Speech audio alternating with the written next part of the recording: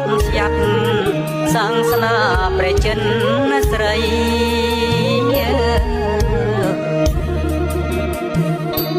នោមសុខ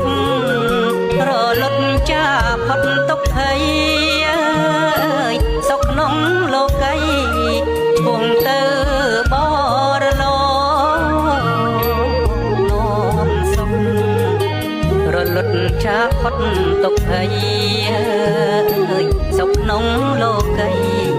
ពងទៅបរលោ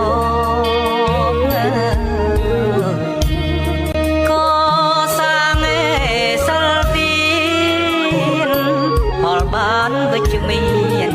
សម្រាប់ខ្លួនឯងហើយ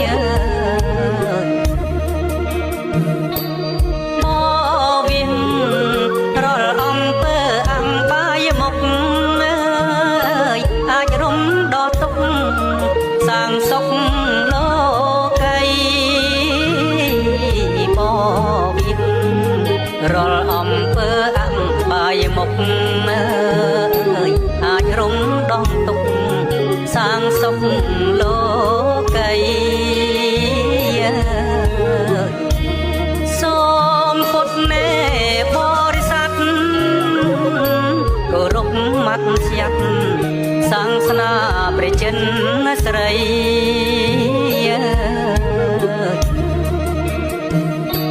នោមសុខរលត់ចាផុតទុក្ខភ័យសុខក្នុងលោកីពងទៅបរលោនោមសុខរលត់ចាផុតទុក្ខភ័យ